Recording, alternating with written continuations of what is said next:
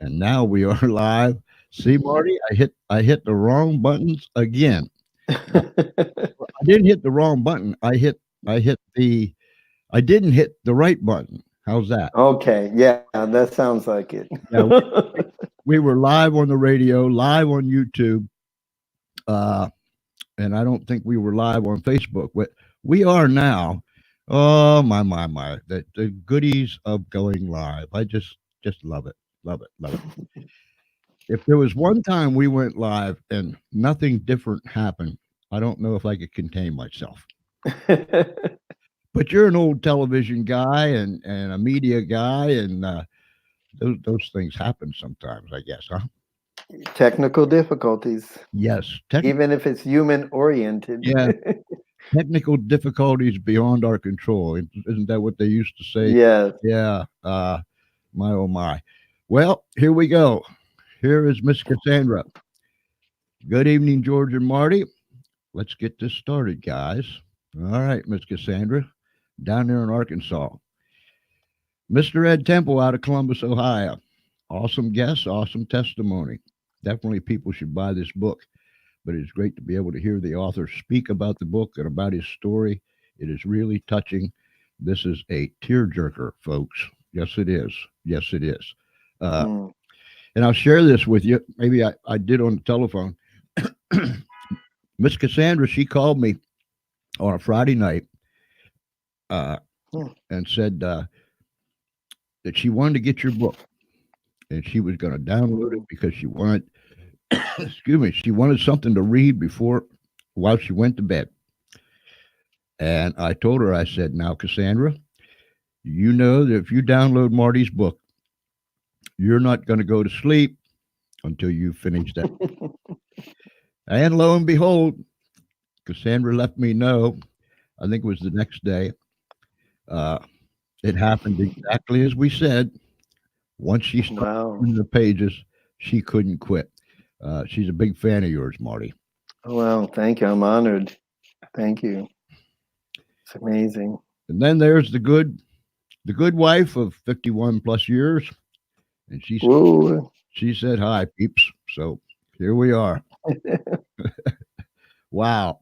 Uh, let's see what this says now. Okay, all right. Anyhow, this is the book, ladies and gentlemen. A Place for You by Marty Vargas. True story, how I found my homeless mom and how it changed my life. Yes. He did a documentary version, aired on PBS affiliate WHUT, Washington, D.C. Is that still available, Marty? Yeah, I don't know if sometimes they ran it about 4 or 5 times. I don't know if they every year run it again. I have to ask them about it. It's also been in New Zealand and other places also. And but I'm just thankful that so many, I guess millions now have heard the story. So I'm thankful for that. Jim Lublin, three-time best-selling author and international speaker, said, wow, it's powerful, Mm. riveting, tearful, and inspiring. I could Wow. I couldn't put it down. I finished at 2 a.m. Wow. Wow. Miss Cassandra said, this book touched my heart and soul. Uh, Mm. yeah, it reaches way down into the fiber of your being. Uh, Mm. so appreciative of you, Marty, and thank the good Lord above that you were able to write such an inspiring story. You have helped, and I believe you've helped literally millions. Mm. You can get the book. I get these things up here right at Amazon.com.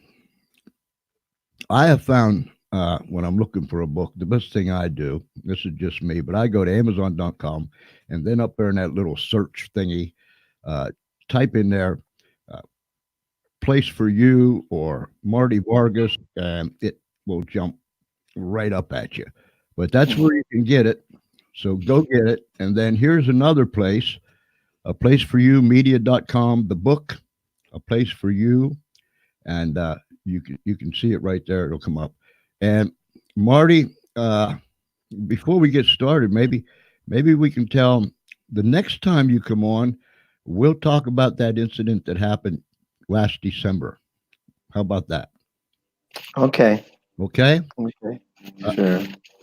but I'll point the people in the right direction. If you go to this website, a place for you media.com, you can see a little trailer, a little bit of what we're talking about. And I think once you see it, you'll be biting at the bit, saying, Hmm. "Come on back, Marty. Come on back, Marty. Come on back, Marty." So, that's just a little teaser we're throwing in there for everybody. And this man has so much to offer, and I'm so glad that he is with us tonight. Marty, how about giving the folks a little bit of an overview of where we were and where we ended up at? Okay. Thank you, George. It's an honor to be on your show and an honor to be able to have the opportunity to speak to your listeners. And I can see that there are people that think deeply and care in broader ways, compassionately, because this particular type of story is one that, of course, touched my heart, but it was very hard for me to live it. I have to be honest with you. It was a tearful experience for me to having to go through every step of this. But in short, I was, found sleeping in the snow with my homeless mother. And what happened is the couple that found me sleeping in the snow, when they came and brushed off the snow from Rachel, my mom, and when she rolled over, I was underneath her clothes like this. And she raised up the child into the arms of the man that found us. His name was Catalino. And they were an older couple, and they took me in. And eventually, she didn't give me up right at that moment, but it was like several months later, and she had kept me alive at that point, about 7 months, and she surrendered me over to them. And I was very thankful. Years later, she did that, even though I personally was very resentful that she didn't raise me. But I realized it was a choice that was a sacrificial choice for her, but also was the right thing, because I would never have survived living in the streets with her. And I know this to be the truth because I was out making my documentary, and I don't know if I mentioned this last time, but a woman came up to me and said, "What are you doing?" I said, "I'm making a documentary about a homeless woman that used to live here in Ninth Street in Philadelphia." She said, "Rachel?" I said, "You know my mom?" She said, "Yes. We used to find the bodies of her children dead in the streets." And so I was very fortunate to be spared that experience, you know what I'm saying? And it so happened that I was about 20, 21 years old, and I went through a death-defying situation, and which you alluded to just earlier, when I was almost murdered in my own home. And it became a miracle because I lived, but that man died. And it so happened that I went after this experience, looked up into the sky, and prayed to God, and I said, "Why am I here? Where did I come from?" And little did I know that a month or two later, I was going to find those answers. And that's where I found out where I came from. A little lady who was homeless, living in the streets up to this time for over 20 years. And it so happened that my brother had passed away and he had died while in California visiting with me. They transported his body back to Philadelphia, or the New Jersey, Philadelphia area. And it was during that time that Joanne, my cousin, came up to me and said, "Marty, would you like to find your mom?" And I said, "Who is she?" "Her name is Rachel, and she's living in the streets." And that shocked me. And of course, that began the story that we talked about last week, how we combed the streets and different nooks and crannies, and also the Italian market, which is famous in the movie Rocky, where he's running down the Italian market and the Italian people are selling things out of the market. Well, my mother lived in that area for over 20 plus years. And of course, she haunted different areas around Philadelphia. And what was so devastating about the story is that after I found her, I wanted to know who father was. And the reason why I'm so free to share this now is because for many years I would never share. It took me years to share the story about my mother, but it was even harder for me to share the story about my father. And when I asked who my father was, my mother responded, "I was Nan." Nan was my brother that we had just buried And that was the reason why we came to Philadelphia. And I was confused, and then I realized that he was my father, and not, my blood brother being my father. Because as you very well know, when I was adopted, I was actually adopted by my grandparents, and they did not know they were my grandparents, but they adopted me. They took me from Rachel, took care of me, etc., not realizing I was their very own grandson. And so that made their son my uncle, my brother. In reality, he was really my father. And he had traveled all the way from the East Coast to California to tell me to own up to being my father. And while he was there visiting us, he had a massive heart attack before he could tell me that he was my father, and he passed away. That event itself precipitated the search for my mother.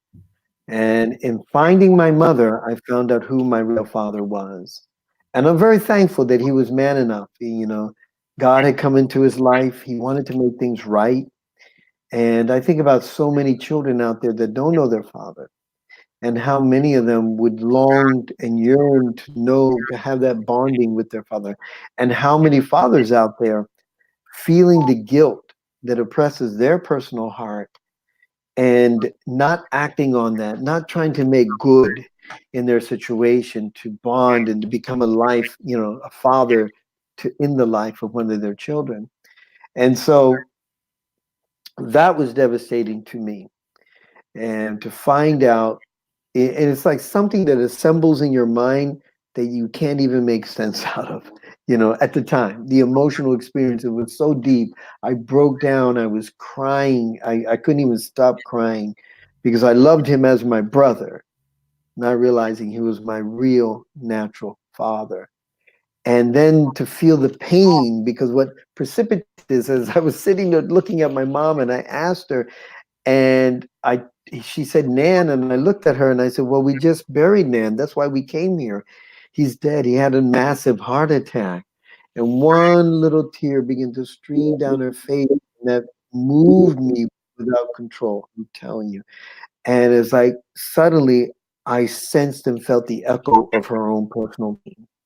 She had loved him. Now she's finding out he's gone. And at that moment, it was unbelievable for me, and unbelievable for her. We never talked about it much after that, but even though we had small conversations. And so, for your listeners, I had made so many journeys to Philadelphia. My mother spurned me over and over and over again. She would never come back with me. I would try to trick her to get into the car, and she would kind of touch the seat and say, "Oh, this is nice car," and then she would never get in. I could never get her. And of course, we lived, we loved, we laughed together in the streets. I became a part of that homeless world because I would stay up until 4 o'clock in the morning, take care of her, wash her hair, wash her hands and feet, and I would come and bring her clothes and food, and all these things I did, trying to see if she would come back to me. Now, of course, I didn't meet her, and for those who weren't here last week, I didn't meet her and then initially decide for her to come home with me. What happened was, after in the initial meeting and finding her, I left and trying to make sorts and trying to figure out this whole scenario and this whole experience in my mind. And with the big question mark, why? That was like haunting me so much. But what happened is something was motivating me to go back to her. And I could only say it was the love of God, because I can't say it was my love, because something, I felt an obligation. It was like something innate within me saying, this is your mom. And I had no one to reason with over this. No one talked to me about saying you should do this and you should do that. My family knew, my mother and father knew that this was my mom. They knew the story, because after I was 13, the adoption papers went through, and that's when they found out that I was their actual grandson. No one actually told me what to do in this situation, other than the fact that I realized I knew what I need to do. You know, I knew what I had to do. And so that's when I quit college. I was a good student, and I was attending Pacific Union College, a private institution in the Napa Valley area. And I gave up everything. Excuse me. I gave up everything. My finances. I made 5 trips back and forth to Philadelphia. I mean, I did everything I can. And of course, she rejected me every single time. Initially, she rejected me with curses and F me this, F you this, duh, duh, duh, duh, duh. And but for some reason, I just let it go like this, you know, and I didn't take it personal. And then I began to study her in the streets.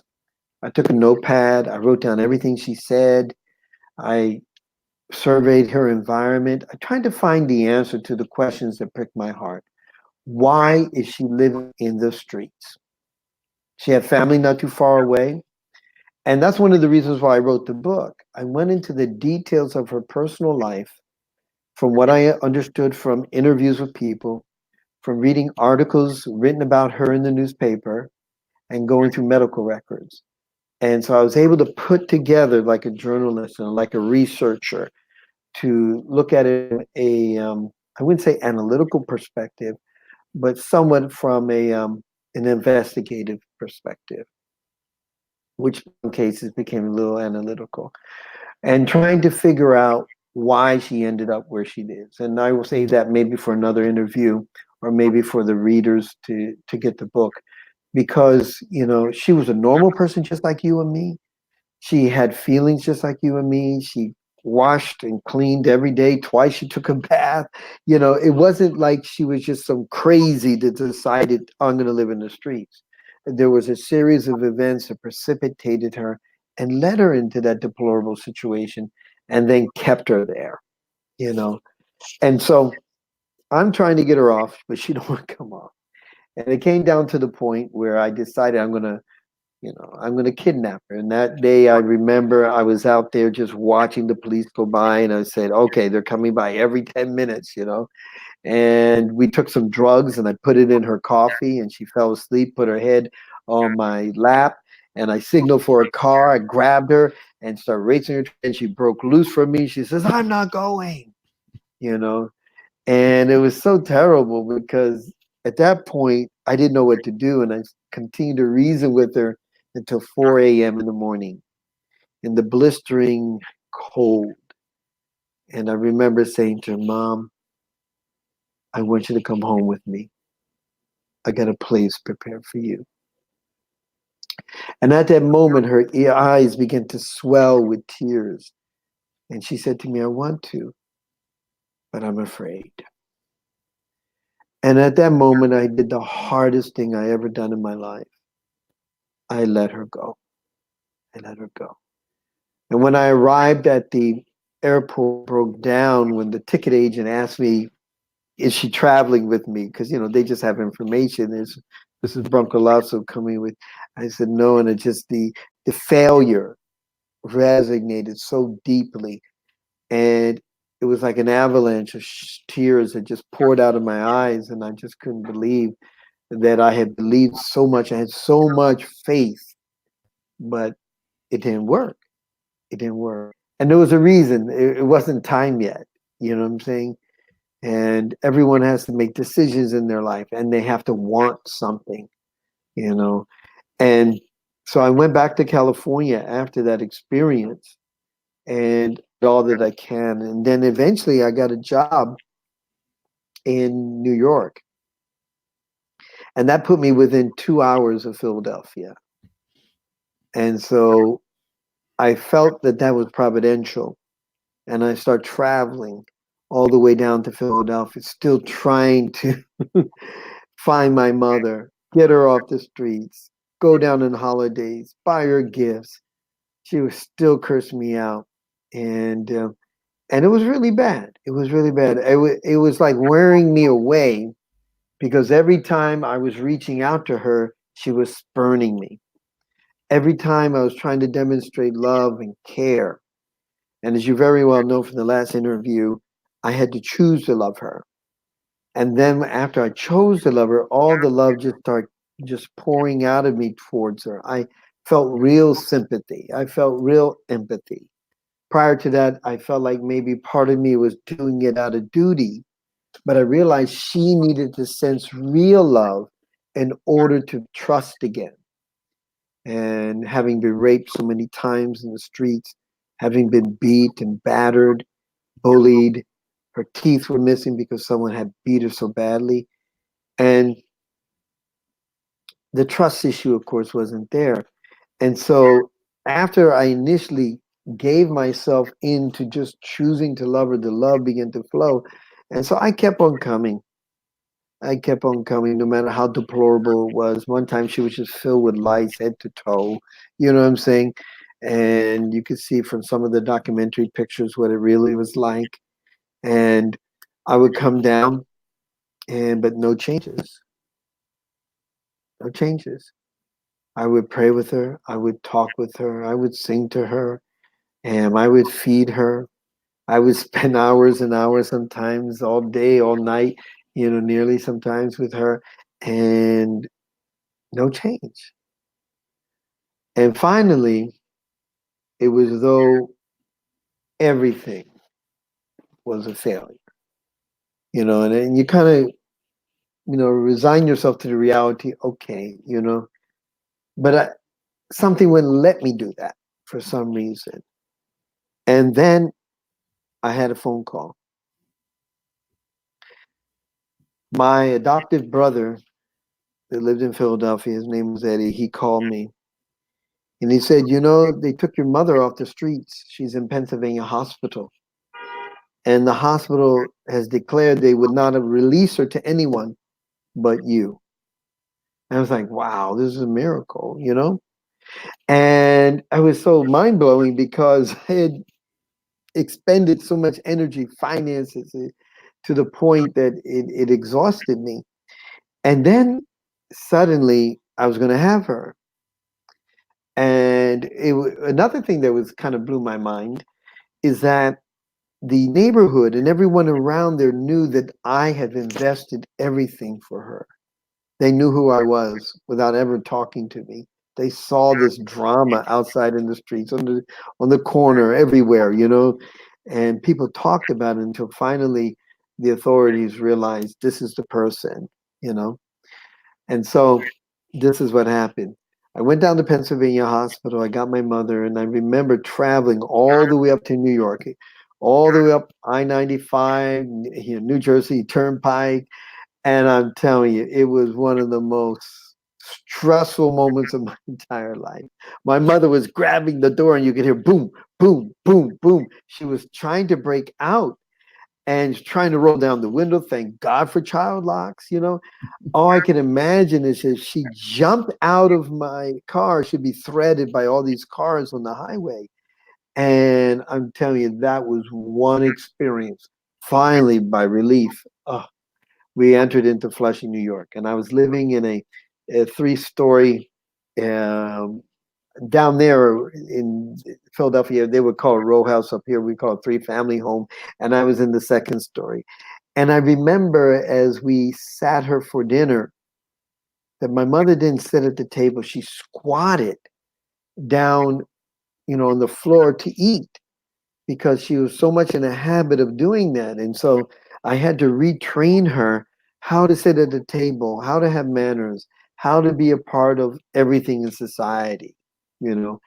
And it was a great adjustment for her. And I could tell that she loved being there. She loved being with us. She loved being a part of us. But she had this propensity still to run away. And she would run away at night.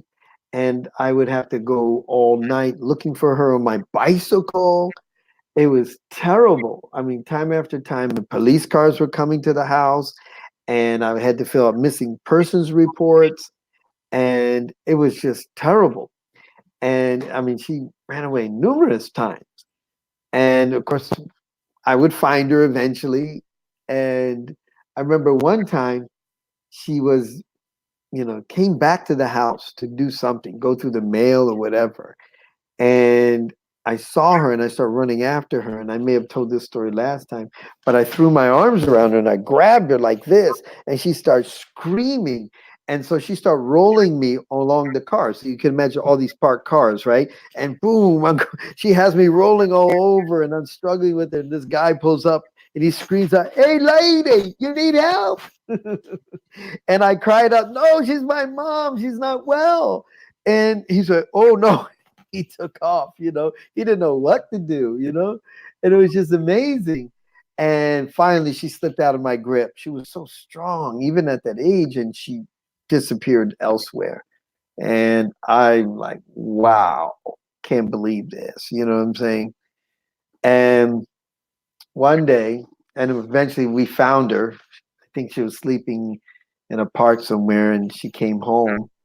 And then, it was like up and down with her. We would take her to church. She would love singing. She loved Thanksgiving. She would love, the holidays. We had good times. So it was like this wonderful home experience, family experience. And then somehow that would break. Something else would happen and she would disappear. And the next time it was very interesting when she disappeared. She she ran away, and of course I was searching for her all over. And I was in my Oakland Raiders jacket and I had my cap on. I was riding my swim bicycle through the night, and I came to this corner of Northern Boulevard and Main Street, Flushing. And I was standing and I had my binoculars and I was out there looking for her. And suddenly this prostitute comes up to me, right? And this prostitute says, "Hey, I'll give you a 10% discount." And I said, "No, I'm not interested." She said, "No, I give you an introductory offer, 10%. I said, "No, no, no, no, no." I said, "I'm on a mission." And she looked at me and her eyes popped open, her mouth dropped. She says, "I'm on a mission too." And at that moment, I just ignored her. And as I was looking out there, I spotted her, my mother. And it was just movement between two large canister dumpsters. She was hiding between two dumpsters. And so I signaled for a car. I walked up. I got right next to the dumpster and I was like this, and she was right here. And when at the right moment, I jumped and grabbed her and picked her up and threw her in the car and all the way back home. And I was livid that night. I couldn't believe it because I was like, how can you do this to me? It was like putting my nerves to the ultimate, stress because I was so afraid that she get out there, hit by a car, murdered, raped. I mean, we're in a city that she's not familiar with. And it was just so stressful. I couldn't believe it. It was so, so, so stressful. And then one day, it was a summer day. It was in June. I remember that. And I was sitting there and you could feel the breeze at night. And I went to sleep and I heard ching, ching, ching, ching of the blinds. And I said, "Oh, the wind." And I fell back to sleep. In the morning when I woke up, Rachel wasn't there. I was like, "Whoa, hold on. Where's Rachel?" And so I opened the door and I ran down the steps. And the very moment the downstairs door flung open, there she was lying on the concrete, shaking. And I looked up and I realized she had jumped from my second story window. Mm. I picked her into my arms and her whole body was just trembling. And she went, "Oh, Marty," like that. The ambulance sped up and the blare lights, the sirens and everything. We put her in the ambulance. When I got to the hospital, the doctor said to me, "I can't believe she's not screaming. She broke 8 bones in her body. She broke her femur. She broke many ribs. She broke her arm. She had part of her leg. I mean, she was all broken up. I'm telling you." And it was like, okay, that landed her in a VIP room in a nut house. You talk about funny farm. She ended up at Creedmoor Psychiatric Center. And Creedmoor is a story, you know. It has some really people that really need a lot of help. There was one man, he escaped from Creedmoor by tying. Now, I'm not trying to give anyone ideas out there, but by tying sheets together. He tied so many sheets together, and this was during the time my mother was there. He did one of the Spider-Mans outside of the window and went down 13 stories. You know, can you imagine that? And he got away, and I think eventually they caught him, you know. But my mother was in this, and I remember the day I went to go visit her, and I went up into the elevator, and of course the elevator opens, and then of course you press the button, and then they allow you in. And I remember going through that security door, and when the door went chung and kind of vibrates and then it echoes down the hallway, I was standing there by myself and five guys surrounded me. And of course, some of them were gyrating and making very intimidated approaches towards me. And I'm like, whoa, what's going on? They're going to attack me. It's like watching them every second. And it was like, there's no one around, only these five guys, and I'm here to visit my mother, you know? Suddenly, when I thought they were going to attack, the intensity dissipated when an orderly came up and shooed them away. And he said, your mother, she's over there. And I remember when I got to the room where my mother was, she was silhouetted with this bright light beaming through the window, only diffused by a light white curtain. And there she was, sitting in the wheelchair. And the very first thing she says to me, said, Marty, get me out of here. I ain't no cuckoo person. I said, really? I said, you're the one that jumped from the window. And she raised her arm up like, yeah, and the cast was there, and she dropped it back down, get me out of here, Marty. I don't want to be here. I ain't cuckoo. I said, okay. So eventually, after she spent her time there, which wasn't very long, but when you jumped out of a second story window, break 8 bones in your body, of course, they think you're suicidal. And it's very interesting. I want a backstory on that for a moment.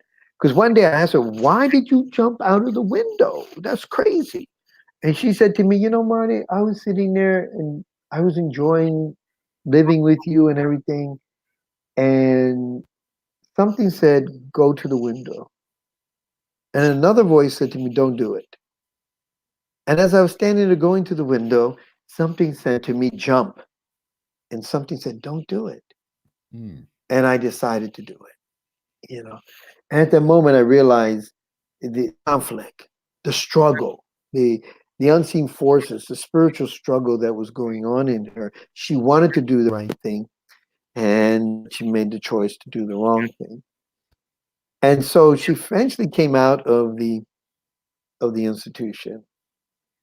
And I remember taking her to the ocean.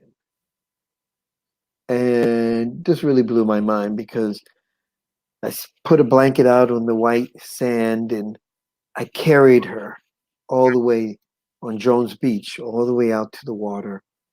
Not to the water, but where she could see the water clearly and was close.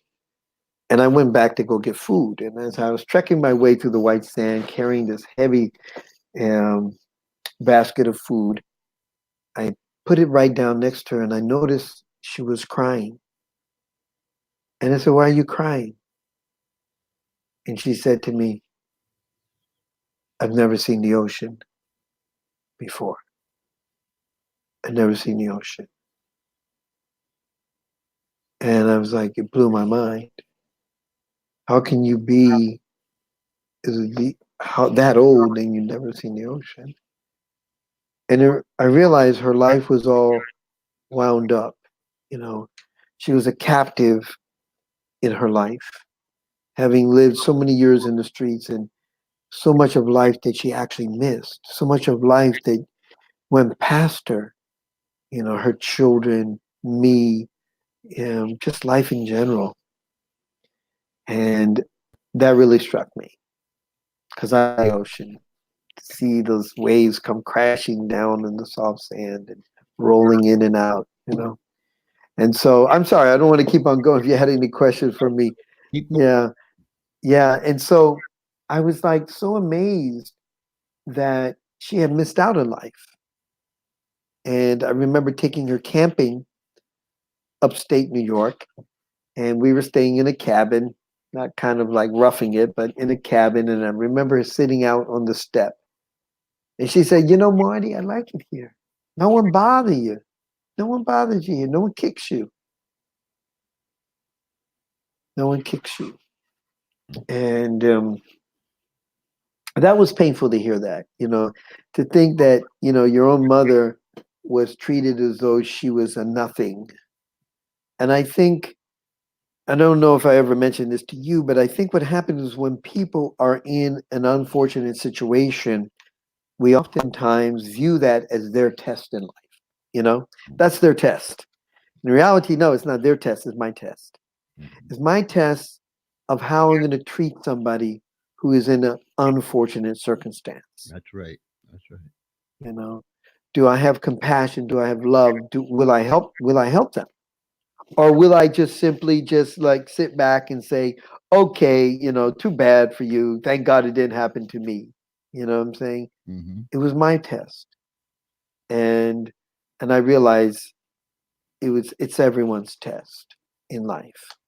And so my mother enjoyed a happy life, a really beautiful, happy life, but it didn't stop her from running away. And it was something so, you could take your mother out of the streets, but you can't take the streets out of your mother.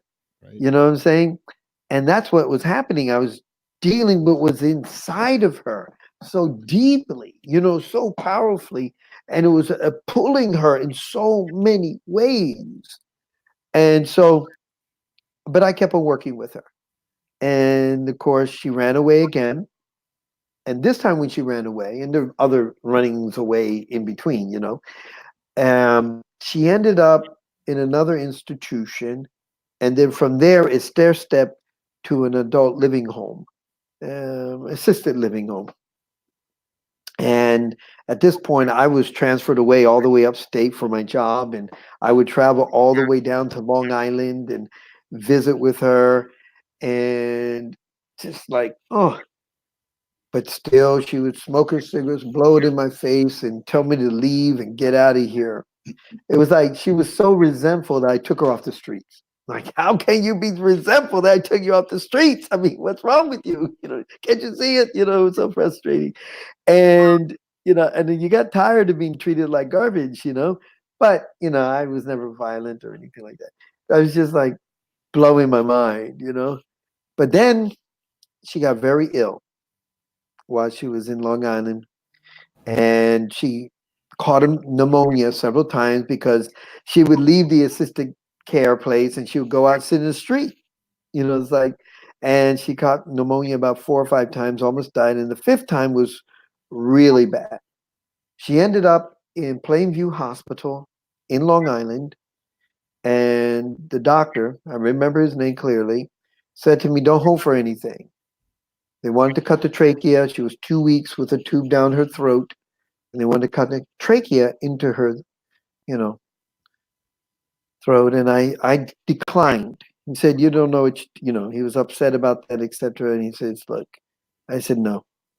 And for some reason, I wasn't quite ready for her like that. And he said, "Well, she's uncomfortable." And I said, I started praying about it. And this is what happened. They wanted to do the surgery on a Thursday. On a Tuesday, I went with a friend of mine and my little boy, Isaiah, who was just 6 years old, I think, at that time. And we went to go pray for her. Thursday, they were going to do the operation, but I had declined the operation. And then I was trying to call them, maybe you should do it, blah, blah. And I couldn't reach them. They never did it. On Friday, my mother began to breathe on her own. It was a miracle. And she got so well that she came out of the hospital. It was just beautiful. She got so well. And she was bragging to everybody that Jesus had healed her. And my mother didn't never, and she never talked like that. She would say, "Jesus healed me. Jesus healed me." And she was so excited, And I was like, my mother's changing. Okay, we're getting somewhere now, And so I was so excited. And then what happened was she was transferred because now she couldn't stay with anybody. She had to go to a rehab and she had to go to a nursing home. And so they transferred her to a nursing home in Babylon. And it so happened that my job transferred me to Babylon too, unrelated. I didn't ask for a transfer to the town Babylon. I This is like a miracle and a half, you know what I'm saying? So she gets transferred, I get transferred, and so I was in walking distance where she was. I could ride my bike, and that's what me and my son would do. We would go ride the bike and see grandma, you know. And you would think she would be so excited that my son is coming to see me, you know. And so I would come in, hi mom, how you doing? And she roll over like, leave me alone. You know what I'm saying? It was like, oh Lord have mercy, you know. And it was like every single time I went, it was just like she just rolled over. Don't bother me. Don't bother. Leave me alone. Leave me alone. Marty, leave me alone. You know that Philadelphia accent, and I'm like, whoa. I mean, you should be happy you're not living in the streets. And say, okay, you know what I'm saying. But she wasn't. It was just a bother to her, and it kind of bewildered my son. He was young at that time, but he loved her, and I really respect my son for loving my mom because he saw her differently than many people saw her. The people who knew her as a homeless woman who had lived umpteen years in the street, some type of fixture in the street, a crazy homeless person. That's how they viewed my mom. I saw my mom as my mom who needed healing. My son saw her as grandma, and that brought some type of semblance of family into the mold. You know what I'm saying? And so time and time again. And then one day, okay, let me tell you what happened. One day I come in here and she's in the dining commons, okay, and they're eating and enjoying their little meals, the little old ladies do in these places. And this is what happened. She start giving me trouble again. And the little old lady sitting at the same table says to her, "Why you treat your son like that? Why you treat him so bad?" Because they would see me come all the time, and no one visit. You know, usually when you end up in a nursing home, unless a church comes to sing, very few people ever come to visit people. You know, and so I walked away, and I started just playing the piano and enjoying playing the piano, and entertained the little old ladies sitting in the dining room. And so I left. And then when I came back, I think it was the next time I came back, I think those words haunted my mom. She said to me, "I want to go home and live with you." And I'm like, "What?" Suddenly, I was just like, "Oh no." You know, I mean, I remember the police reports, jumping out of the window, all these problems happening. You know what I'm saying? I'm just like, wow. Okay, let me think about it. And so I didn't grab it. I was like, at this point, I don't want any more police coming to my house. I don't want anyone jumping out of my window, breaking a bone to the body. I don't want to go through this type of madness ever again. You know, it's just, this is not for me. And this is what happened. I took about a week and I came back and I said, okay. So we tried it. You know what I'm saying? And she came to live with me. And I had a friend of mine by the name of Ambrosina, used to help me, an old lady. Yeah, not old lady, but you know, she was about 70 something years old and very sweet lady, would help me with my mom. And it was really nice. I got her on the daycare system. I got nurses' aides and everything, but I took a lot of care for her. And she would do some crazy stuff, I'm telling you. Every night when I was sleeping, she would come up and wake me up 12 o'clock, 1 o'clock in the morning, calling my name. I said, "Why are you calling my name?" She says, "I want to make sure you're still here." I said, "I didn't go anywhere. I mean, I want to sleep. Leave me alone." You know, I mean, this is the real stuff, right? You know? And she enjoyed her program that she went through every single day. She loved it. She had interaction with other people, etc. So one day she came up to me and I was sleeping. Of course, it was midnight, and she woke me up again. I said, "You're not going to your program." She said, "Okay, Marty, I get it. I get it. I get it." So that put an end to that. You know, I had to do about 3 times and follow through one time on my threat and didn't let her go to the program. But now I could sleep. You know what I'm saying? Now I could sleep. And it so happened, this was amazing. It just came to my mind. I didn't even think I would remember this. One day, I walked into her room and she was slumped over like this in her chair. I called the ambulance and the paramedics checked her out and they said, look, don't hold for anything. Don't hold for anything. They took her to the hospital. It was Good Samaritan Hospital. I lived about 5 minutes from Good Samaritan Hospital in Long Island. And then they transferred her to on Community Drive, and I believe it's NASA Community Hospital. I forget. It's NASA. It's the big one, university one, that's there in Manhasset. And the doctor came out, and he was just like a young doctor, young Jewish dude. He comes out with another young Jewish doctor, and they said, "Look, this is the situation." And they put up her, what do they call it, X-rays and everything, and they showed me her arteries to her heart and all that. They said, okay, look, if we do open heart surgery, she's going to die on the table, so we're not going to do that. If we go in and try to do an angioplasm on her, she's going to die, so we're not going to try. And so I said, I thought, okay, you're going to let my mom die, right? And they asked me this question: what do you want to do? It's like, okay, the two options is my mom's gonna die. You asking me what I want to do?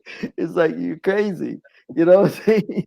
So I looked at the Jewish doctor, the young Jewish doctor, and I said to him a question he'll never forget. I know. I said, if it was your mother, what would you do? He was stunned. He's like, looked, his head dropped, and he was thinking. It felt like it was like an eternity, like 5 minutes of just thinking. He looked up at me and he said, I put her on medication. I said, then do that. Put her on medication. My mother got well enough. She came out of the hospital. She lived for many more years, and it's very interesting. She was comical too. My mother had emphysema, COPD, whatever they call it, COPD, and she had difficulty breathing because she had smoked all those years in the streets and so forth. And that's what caused her to have a paralyzed arm. And so she was always, feeling like she couldn't breathe. And so I had a Mustang convertible. You may know these, because you're a man and men, you really like it, cars. I had an 89 white Mustang convertible. And I think for the Mustangs, the 89 was like one of the most beautiful years. And we drop the top, and we go for cruises. I take my mother and her hair would be flying all over the place. And I remember one day I put her in the car, dropped the top, and the windows were still up, but the top was down. And she said, Marty. I said, what? Roll down the window. I can't breathe. I said, Mom, Mom, the top is down. What are you talking about? And so we just busted out laughing. She realized it too. And she just started busting out laughing. And so my mother used to do some crazy stuff. And one of the things she used to do is that even in winter, because her, I guess, COPD, she felt like she couldn't breathe. So she always like, Marty, open the window. And I was like, Mom, it's winter outside. I'm not going to open the window, Open the window. And she bothered me for a half hour, And then I have to pull my favorite line. Look, you don't stop. You're not going to the program tomorrow. And so she would get it finally, like, finally I'm going to get it. And so it was really cute, and I'd take her places. Carnegie Hall, wheeled her in the wheelchair. She loved it. Take her to the ocean, let her sit there and watch the sand and the beach and of course, the seagulls, and take her to the park to watch the ducks and everything, when she wanted to. Because, usually when they get at that age, they like want to be sedentary, don't bother, I don't want to do anything. And then my mother had this paralyzed arm. But I realized from that experience how she manipulated me. Because up to this time, I was like, yeah, they do. They're smarter than we are. You know that. Yeah. And she would do stuff like, Marty, give me a blanket. Okay, I go get a blanket. Marty, put up my legs. Okay, I put up your legs. Marty, go get me this. Marty, go do this. I'm like, all over the place, right? And so it was like really something else. And so one day, she used to listen to family radio back in the way back days. And they used to always sing these like classical, songs and sacred classical songs and stuff, etc. And she liked the station. And she even told me the announcer was handsome. I said, "How do you know?" It's just his voice. That's what she said. And so it was so funny. And then one day she had this, I don't know if you had this experience, George, but right when I'm leaving the house, she wants me to do something. I'm like have an appointment. I'm gonna be late. Marty, go do this for me. I said, what are you talking about? You had 3 hours to let me know about this, and now I have to leave, and you're gonna tell me to do it this now? Oh, come on, leave me alone. I gotta go, right? So it so happened that for some reason her radio went off dial. She lost the station somewhere. I said, Marty, look at my arm. She threw the arm out at me. Look at my arm. Help me, help me. No, mom, I gotta go. I gotta go. Jump in my car. All right. I just whiz off to my meeting. I come back 4 hours later. Okay, maybe even five. I come back, and the station is exactly on the right frequency, the right channel on the right dial. I mean, it was boom, and it was blasting away, and she was enjoying it. And I looked at her, and I'm like, looked at her arm, looked at her, looked at her arm, looked at her. It's like, and then I realized she was just manipulating me. And then I said, okay. So then I started to get her to do everything that she could do. You know what I'm saying? And then she began to progress. She got better. Physically she could do this and that. I mean, she wasn't jogging or anything, but the little stuff she was always demanding for me to do, making me like a jackrabbit, like, crazy. No, that ain't happening anymore. And so she would do things like that. And then one of the things that she really was really proud of, because I got to talk about her successes too. My mother was not a failure.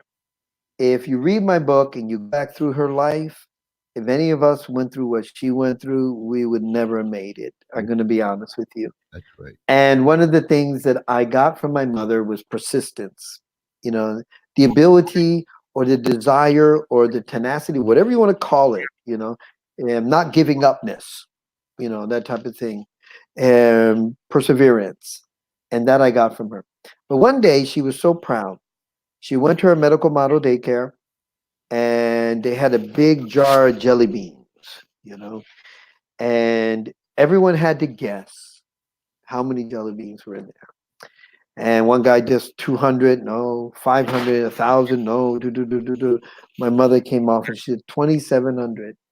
And it was like within the ballpark. And she won this big rabbit. And she was so proud. And I was so happy for her. It was an accomplishment that she made. And another thing she was very happy about my son Isaiah. My son Isaiah and her have the same type of eyes, these beautiful brown eyes. And she would always say, he has my eyes, Marty, doesn't he? He has my eyes. I'd say, yeah, Mom, he has your eyes. And she was so, so happy. But one thing my mom would do, I don't know if your audience is interested in this, but she would sit there and reminisce, you know, and that's how I got leads for my story. She would sit there and talk, and she would tell me things. And sometimes it would come out at the most crazy moment. It was just like, oh, okay. And so I would take note of that and I would jot it down or I put it in my memory bank. And one time she said, Marty, I used to be a stripper. I'm like, what? Stripper? What are you talking about, stripper? She said, yeah. I was like, my mother, a stripper? Boy. She said, yeah, Marty, I used to strip. And then I used to prostitute. And I'm like, whoa, what? This is getting too heavy now. You know what I'm saying? And of course, and I read some articles about my mom in the newspaper where she used to dance at a club. And then I was like, whoa, that's the type of dance he must have been. You know what I'm saying? I was like, whoa, that's what it meant, because I wasn't in part of that world. That was never part of my world. And I was like, whoa. And so in the book, I write about her experience as a stripper and her tenacity to try to keep us alive and keep me alive as a little baby and out of the streets. Fortunately and unfortunately, she had lost her job, which precipitated her again a second time to live out in the streets. But it was, at least she didn't have to live that lifestyle anymore. But, I began to know and learn all these things. And as my mom would sit there and she would reminisce way back in the past, and I would begin to understand her story better. you know. And, she had a great love for her sister. But one of the reasons why she couldn't stay with her sister is that my mother used to smoke incessantly and put her cigarette butts out on the windowsill. And of course, her sister had 5 children. That ain't going to happen. You know what I'm saying? Mhm. And so my mother resented her sister for not allowing her to stay there. But her sister had no other choice. You know what I'm saying? In that situation. I won't go into the backstory why her husband threw her out and how she and I ended up living in, abandoned buildings and alleyways. I'll say that for the book because it's really a, um, a very descriptive type of thing. But my mother changed. Her life changed. And what I saw progressively that she began to change and she became a happier person. And she could hold a conversation like you and I. She was no longer crazy, if you want to call it that. She was just hurt. And now she was receiving healing. Her life was changing. She had a family. She had love. No one ever knew that she lived about total 28 years living in the streets. You know, no one ever knew.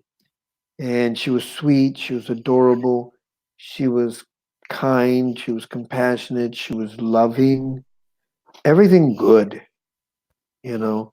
And I was so proud. Sometimes I walk in her room and say, "What are you doing?" Because when she was living in the streets, she used to talk to herself. And I would say, "What are you talking to yourself?" No, I'm not talking to myself. I'm talking to Jesus. So I would catch her praying, and I realized that she was having her own relationship with God. And then one day, I used to always pray with my mom and read it like a Bible text or story out of the Bible. And I always used to pray this prayer: "Open my eyes that I might see the wonderful love you have for me." And I kind of made it like a rhyme. And one day we were studying about the blind man and how Jesus healed the blind man. And she looked at me and she said, "Marty, I know who you are." I said, "I know who I am. I'm Marty." She said, "You're not Marty. You're Jesus." And I'm like, "What? No, I'm not Jesus. I'm Marty." You know what I'm saying? "No, you're Jesus." And I'm no way like Jesus, by any means. But then I realized it dawned on me what it meant to her, that I was Jesus to her, meaning I was the person God used to help her, you know. And then I began to realize her eyes opened. Her eyes opened. She began to see the things that we were doing for her. And it wasn't me, it was because of God. It's nothing good in me that I could say, I'm like Jesus. No, it was God using my son, using me, using us to help her come to healing. And that's when I saw a turning point in my mom. There was no longer that desire to kind of like run away anymore. It was over. Even though one day she did threaten me, Marty, give me ice cream. I said, "Mom, you ate all the ice cream. What are you talking about?" "Marty, give me ice cream." "No, Mom, you ate the ice cream. It's gone. Go get me ice cream." "No, it's cold outside. I'm not getting ice cream." She says, "I'm going to leave." And I said to her, "Go ahead, leave. I mean, it's cold out there. You want a blanket?" And she started looking at me. She laughed. And she said, "No, Marty, I was crazy for doing that, wasn't I? I was cuckoo," she said. I said, "Yeah." And she realized, she finally woke up. And there's so many other stories. I won't tell them now. But it was her life. And it changed my life. It changed my life. It taught me how to love, taught me how to respect people that are in bad situations. It taught me how to have compassion, and it taught me to understand, you know. And it taught me to deal with me, to deal with my own personal pride, and to let that go, you know, to let go of the pride that kind of like closets you in, and the pride that keeps you from reaching out to love other people the way I believe God wants us to love other people. And for that reason, that's why I wrote the book, A Place for You. Wow. When you said about me, oh, if we just let God do a work in me, uh, it's not my brother, it's not my sister. There's an old song we used to sing back in church. Not my brother, not my sister. And I forget how it all goes, but it's me, oh Lord, that's in the need of prayer. mm, Me. Uh, we mentioned it last time, Marty.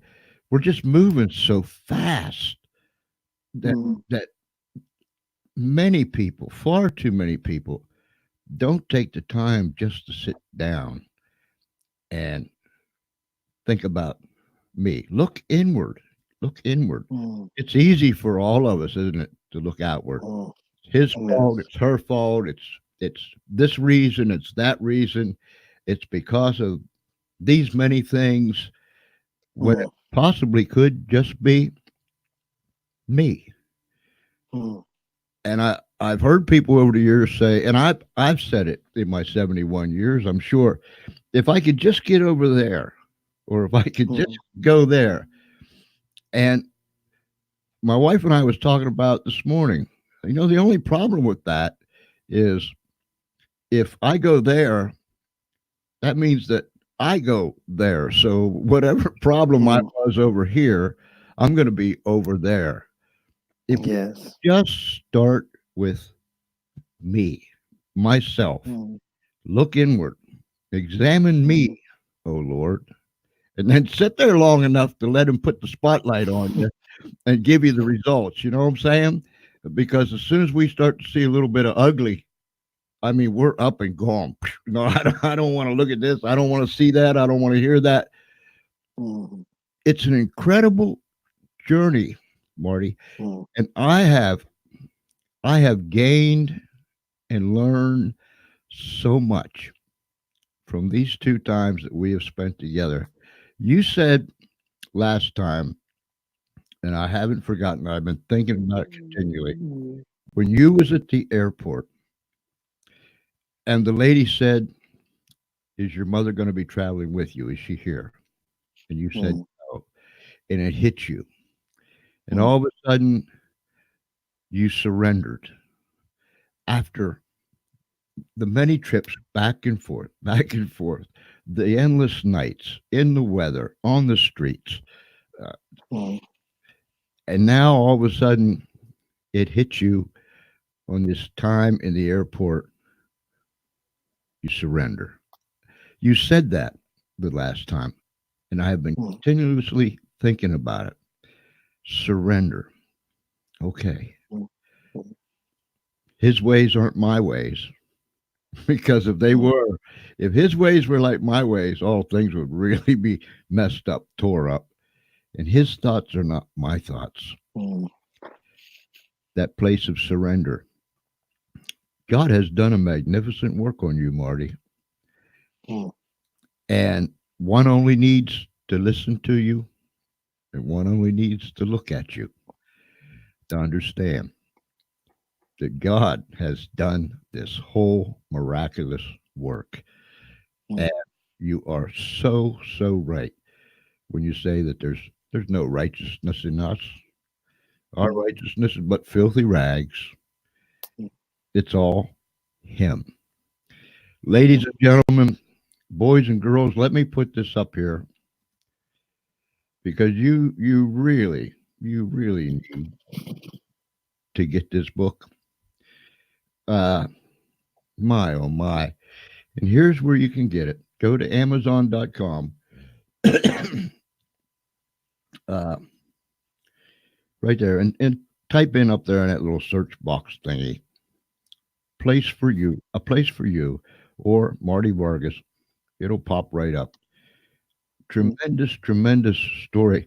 There's so much more that's in the pages of that book than what Marty spoke about.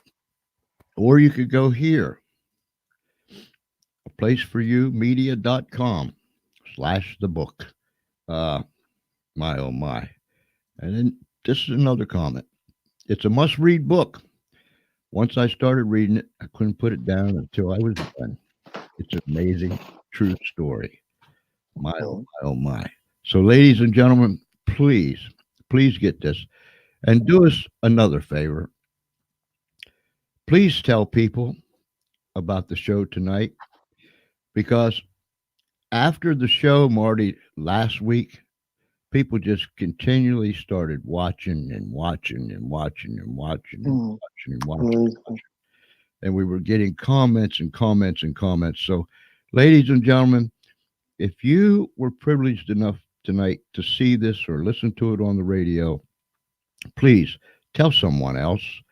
Uh, Let them have the experience of listening to this man share this story, and then get that book.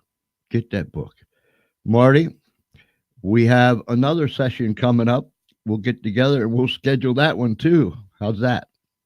Sounds great, George. Thank you for having me. It's been a wonderful privilege. Oh, it's been a wonderful, wonderful two times. We've got another one coming. We'll schedule that. Uh, and only the good Lord knows what's down the road and around the corner. Uh, and if He so chooses, then He so chooses. And whatever. Uh, the steps of a good man are ordered by the Lord. Hmm. And I thank Him for that. I thank you, Marty. I thank Him for you. Tremendous, tremendous story. So, ladies and gentlemen, wow. Almost leaves you breathless. Uh, Tremendous story. Please get the book. Please tell other people about the show tonight. And you can still see the show that we had. When was it, Marty? Last week, 10 days ago, whatever it was. Yeah, somewhere around there. Yeah. You can see that too. So please tell everybody of what's going on around here. A place for you. Jesus said, let not your heart be troubled. Believe in God. Believe also in me. I go to prepare a place for you, that Hmm. where I am, there ye may be also. For in my Father's house there are many mansions. If it were not so, I told you, but I go to prepare a place for you, that where I am, there ye may be also. And Marty's book is titled A Place for You. Oh my goodness gracious, sakes alive, Aunt Sally. Oh my goodness gracious. Anyhow, yep, when you hear that, we're just about done. We're just about out of here. Thank you, ladies and gentlemen, boys and girls, friends, Romans and countrymen. Oh my, whether you're down the street, around the corner, across America, somewhere around this great big world, thank you for tuning in tonight. Thank you for following this man's story. Look him up. Look him up. Marty Vargas. My, he is very well spoken, and he's got an anointing on his life. It's a ministry, ladies and gentlemen. It's a ministry with an anointing, and that's what makes the difference. The anointing. Marty, God bless you, my brother. Thank you, George. It's been wonderful. Thank you. I'll be ringy dinging you up there in New York. Okay. We'll be talking soon, my brother. Thank you. Thank you so very, very much. Ladies and gentlemen, oh, it's been a pleasure. I thank you from the bottom of my heart, because it's you, the listeners, that tunes in every day, every night, whenever we're on the air. You make it happen. We want to be better, and we want to make the show bigger for you. We want to bring a smile to your lips, maybe make you laugh. And yeah, we'll make you just as goofy as the rest of us. But until tomorrow night, 8 p.m. Eastern Daylight Time. No, it's not daylight time. Come on, Esplanade, it's Eastern Time. Oh, we done turned the clocks back, and it gets dark now at 4:30. Anyhow, until tomorrow night at 8 p.m. Eastern Time. This is George Esplanade and the whole crew here at the Funny Farm, saying thank you for tuning in. If it's nighttime, have a great night. If it's already tomorrow, it's already daytime, you have a great day. But regardless of where you're at and what time it is, until then, thank you for tuning in. Be kind to one another. Help one another. I pray that God will keep you right in the center of His hand. Good night, everybody.